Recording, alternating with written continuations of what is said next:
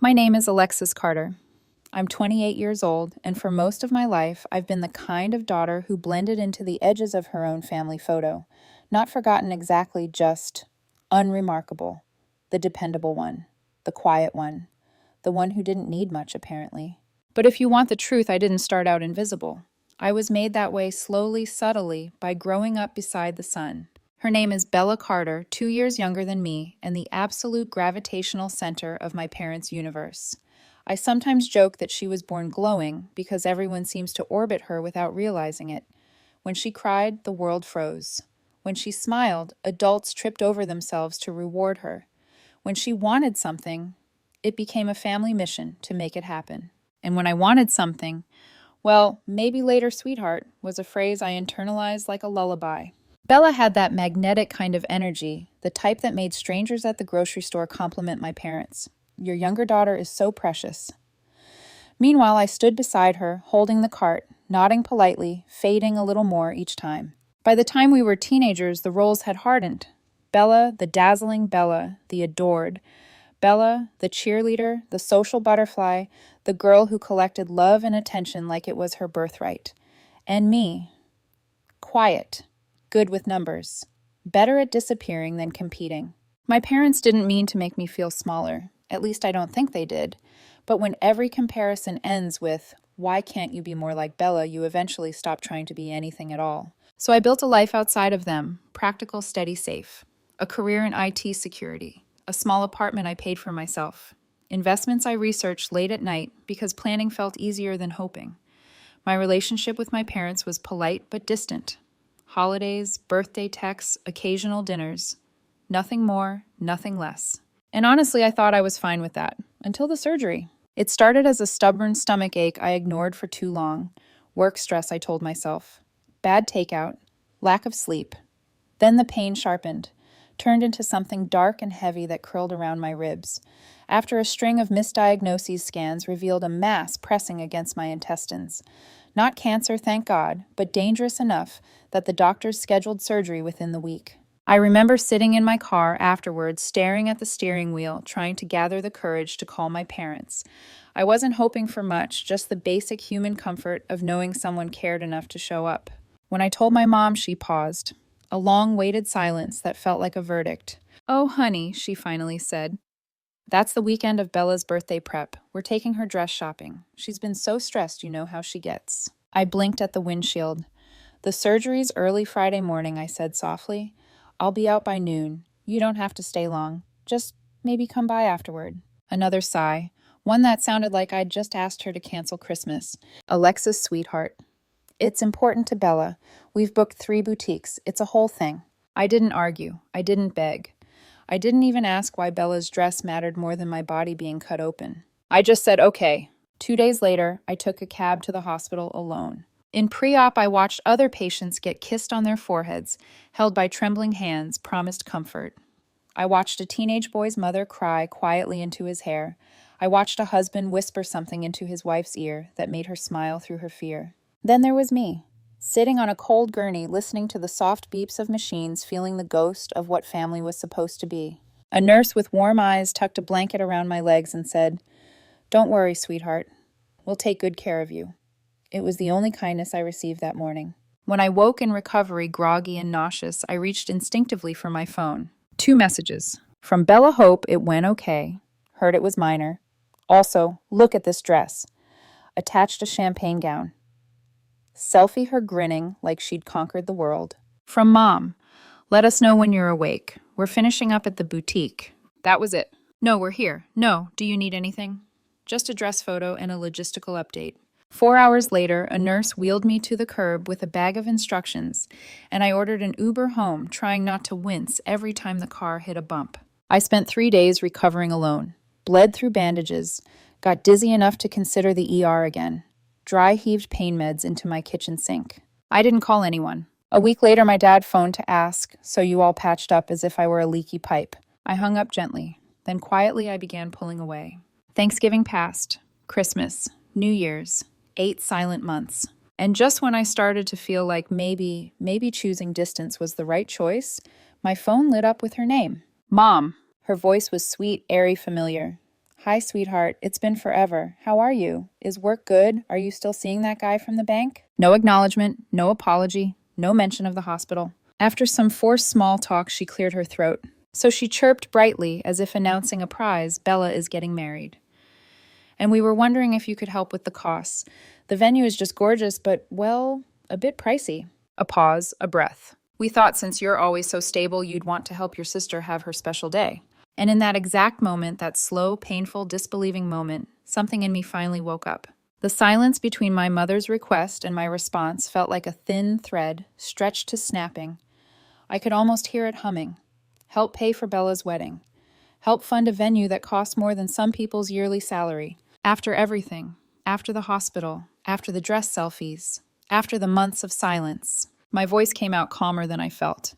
You want me to pay for Bella's wedding? Not all of it, my mom rushed to clarify, still in that bright, artificial tone that made my skin prickle. Just contribute. You've always been so responsible with money, Alexis. We thought you'd be happy to help your sister have the wedding she dreams of. Happy, as if obligation and joy were the same thing. I stared at the wall in my apartment, at a tiny water stain in the corner I'd never noticed before. No, I said. Just one word. Clean, steady, sharp. The kind of word that shifts a fault line. My mother inhaled like she'd been slapped. What do you mean, no? I repeated, I'm not paying for her wedding. Her voice dropped instantly, the sweetness dissolving to something cold and sticky. Alexis, don't be ridiculous. This isn't some hobby of hers. It's her wedding. You know how much she's wanted this. She wants a $50 to $1,000 venue, I said. That's not a wedding. That's a performance. Alexis, she snapped, shocked that I dared speak plainly. You're being very selfish right now. There it was. That word. Selfish. The scar tissue of my entire childhood. I swallowed. My fingers tightened around the phone. You didn't visit me after my surgery, I said quietly. I was alone in a hospital bed, and you were at a boutique helping Bella pick out a birthday dress. And now you're asking me for what, $10 $1,000, $20 $1,000? My mother sucked in a sharp breath, offended. Oh, don't bring that up. It wasn't life-threatening. You're fine. I closed my eyes, because there it was, the truth wrapped in her favorite kind of denial. If it didn't happen to Bella, it didn't matter. I didn't yell. I didn't cry. I simply said, I'm not paying, and hung up. But it wasn't over. Not even close. 2 hours later, my phone buzzed with a call from Bella herself. I should have ignored it. But curiosity won. Lexi, she whined the moment I answered, using a nickname I'd never liked. What is going on? Mom said you're having a meltdown because they were busy during your little surgery or whatever. My grip tightened. Surgery, or whatever I was cut open, Bella. Oh my God, she groaned. You're so dramatic. I said I hoped it went well. You can't hold that over people forever. Forever, I repeated. It was 8 months ago. She huffed. Anyway, that's not the point. Why are you making this so difficult? I need you to help with the wedding. You know Mom and Dad can't afford it alone. I'm not paying for your wedding. A beat, and then venom. You are such a bitter person, she spat. No wonder you're alone. You love this, don't you? Playing the victim, making everyone else the villain. I didn't respond. I just hung up. The next few days were a blur of guilt-infected messages, not from my parents, but from their messengers. My aunt, don't let a misunderstanding tear the family apart, sweetheart. An old family friend. Your mom says you're skipping the wedding. That can't be true, right? People who hadn't spoken to me in years suddenly appeared like I was a problem they'd been hired to fix. But then came the real blow. An email appeared in my inbox with the subject line, Payment Confirmation, Whispering Pines Estate. I clicked it, already feeling cold. It was a contract, a reservation agreement for Bella's wedding venue, $10,000 deposited, under my name, my address, my phone number, and at the bottom, a signature. My signature, except not. A sloppy imitation, a forgery so arrogant, so careless, it stole the breath from my lungs. For a moment, I couldn't even feel anger, just a slow, numbing disbelief. They didn't ask for help. They didn't negotiate. They simply signed my name and expected me to accept it. Expected me to pay. Expected me to be the quiet daughter who wouldn't make a scene. I called the venue immediately. The coordinator, a patient woman named Evelyn, listened as I explained the situation. She sighed softly. I had a feeling, she said. The signature didn't match the ID you scanned for our system. Don't worry, I'll cancel this immediately. Please email me proof of identity, and we'll mark this as fraudulent. I did, and she canceled it. But my hands shook as I typed, because I realized something. This wasn't a miscommunication. This wasn't a misunderstanding.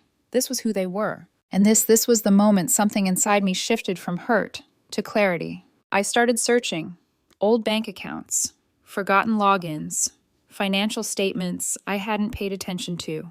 And the more I found, the more the puzzle pieces rearranged into a picture I didn't want to see. Subscriptions in my name, old loans connected to my information, a joint account still technically open from when I was 19. All of it pointing to the same truths. I was never their daughter, not really, not emotionally, not in the way that mattered. I was a resource, a backup plan.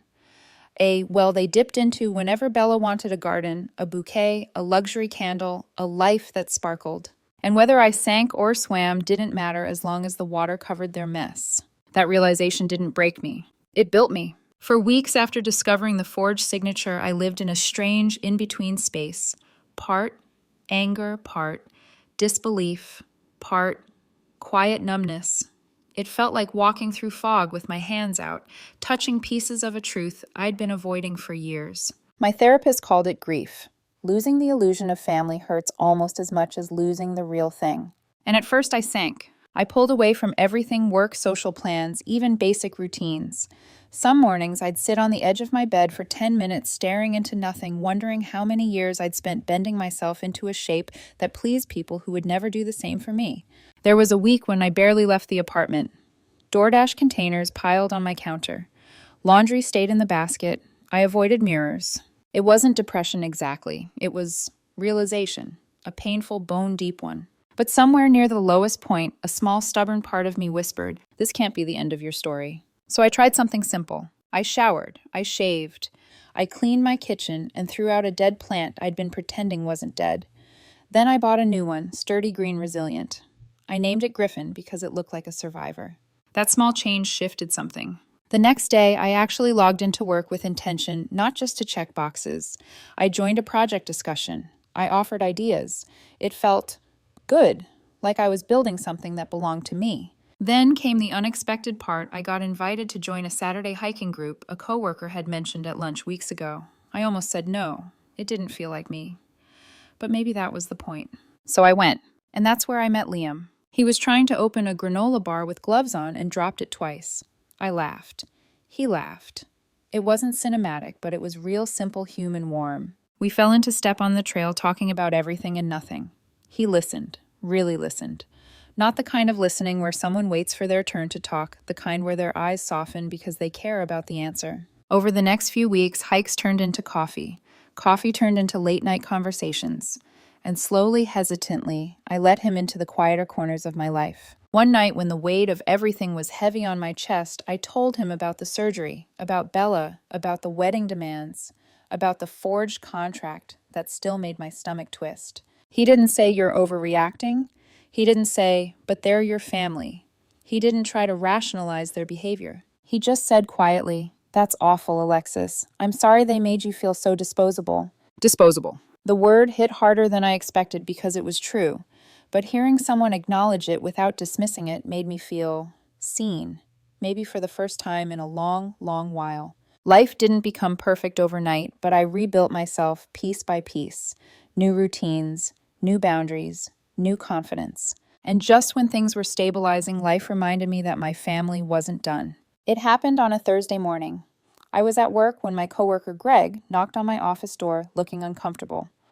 Lex, he said you might want to see this." He turned his phone toward me. A TikTok video. Bella, crying, standing in what looked like a wedding boutique. Mascara-streaked, trembling voice, dramatic lighting. She had crafted the perfect performance. "My sister abandoned me," she sobbed into the camera.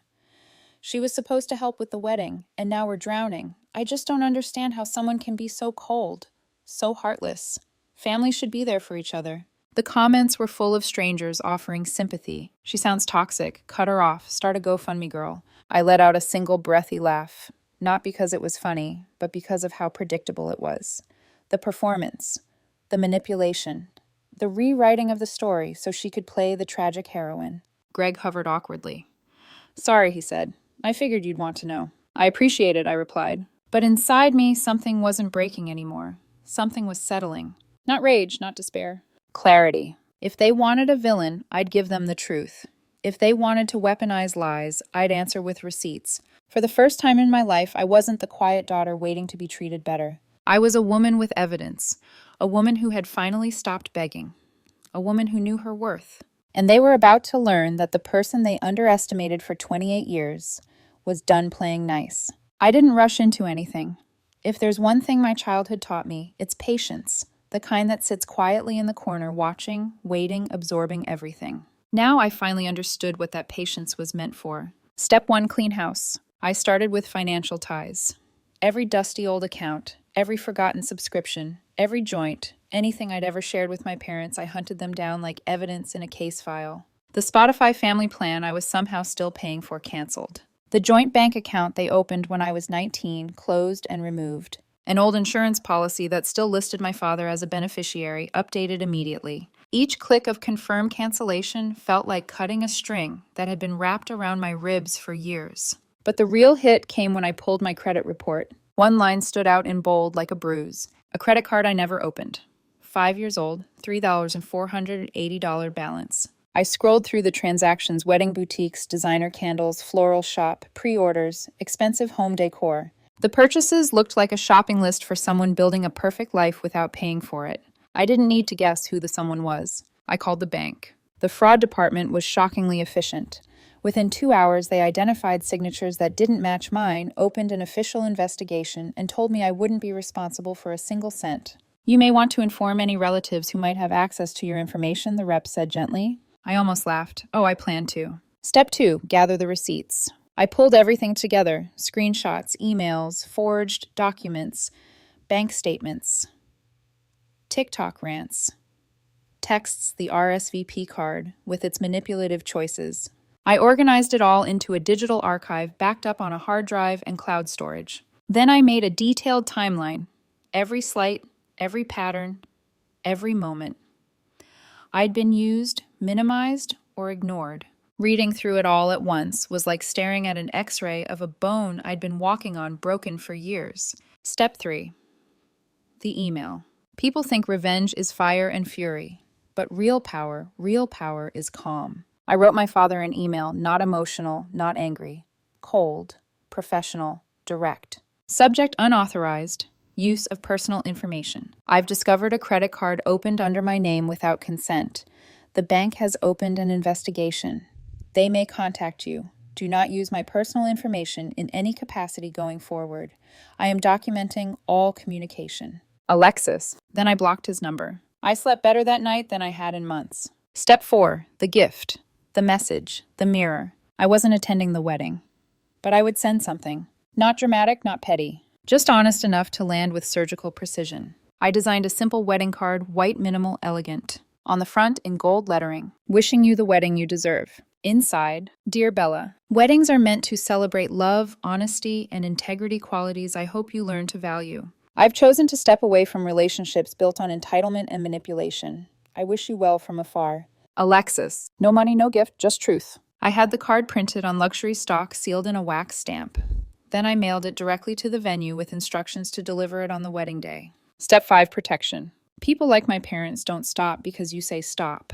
They stop when something forces them to. I met with a lawyer. We discussed a cease and desist letter, identity protection, financial guardianship limits, documentation for potential charges, boundaries for future contact. By the time I left his office, I had a legal firewall around my life. For the first time in nearly 3 decades, I felt safe. Safe from them. The wedding day. I didn't attend. I sat at my favorite cafe with a latte, watching morning sunlight spill across the tables. The world moved around me in quiet, peaceful patterns. But in my pocket, my phone buzzed with a kind of inevitability. 11:16 a.m. A text from an unknown number. Alexis, what did you do? They're kicking us out of the venue. I kept sipping my coffee because I knew exactly what happened. When I disputed the fraudulent credit card charges, the bank flagged the payments. The venue, legally obligated, revoked the reservation unless the real cardholder, me, verified it. And I wasn't verifying anything. 11:42 a.m. Bella. Are you serious? They locked the doors.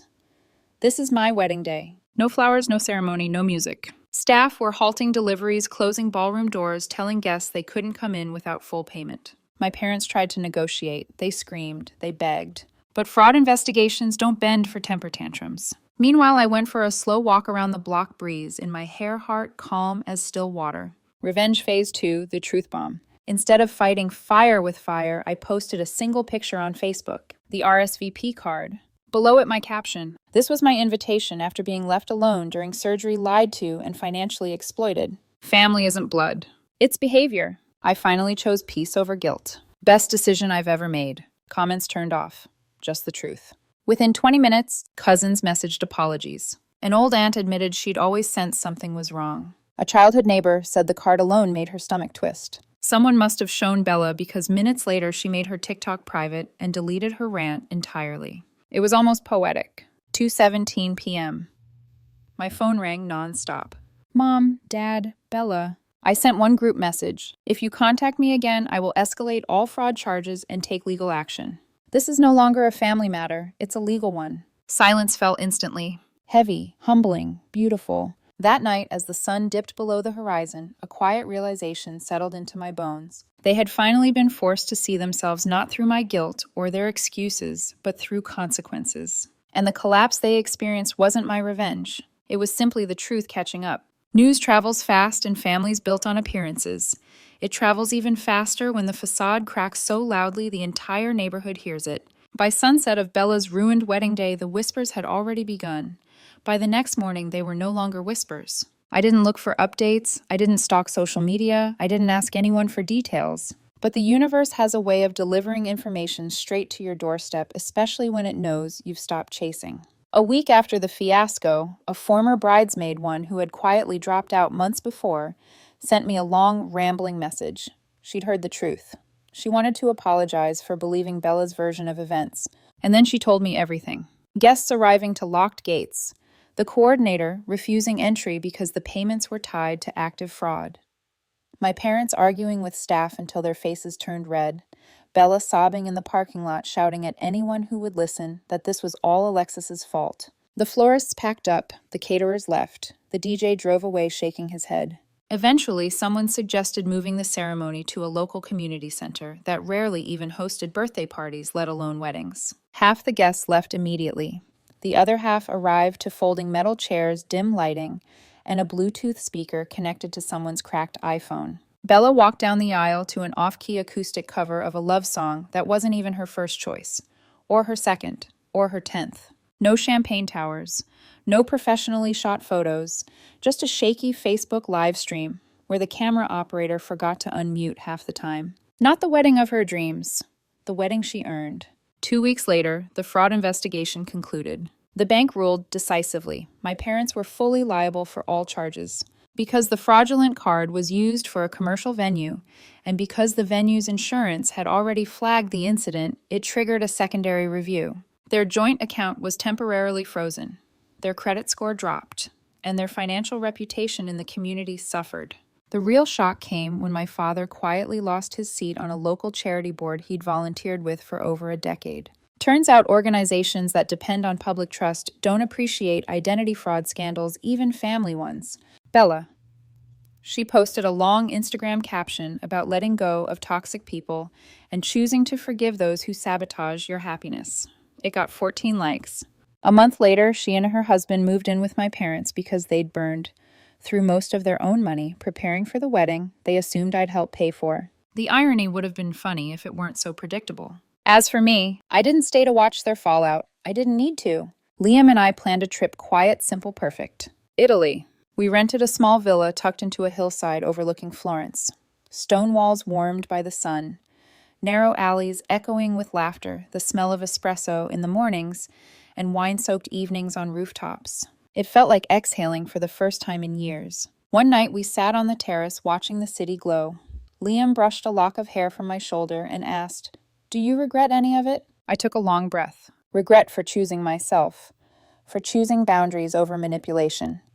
For choosing peace over guilt. I shook my head. "No," I said softly, "not a single thing." He nodded like he already knew the answer. We watched the sun sink beyond the terracotta roofs, and for once, my chest felt light, not empty, not wounded, not tight with the fear of disappointing people who never cared what it cost me. Just light. In that stillness, I understood something I had never let myself name. Walking away isn't abandonment, it's protection, it's clarity, it's freedom. And sometimes the greatest revenge isn't destruction. It's distance, it's dignity, it's peace. I'd spent my whole life being the quiet daughter, the background character, the reliable one who never demanded anything in return. But not anymore. I wasn't their safety net, I wasn't their scapegoat, and I wasn't their villain. I was simply someone who finally chose herself. And I've never been more certain or more free.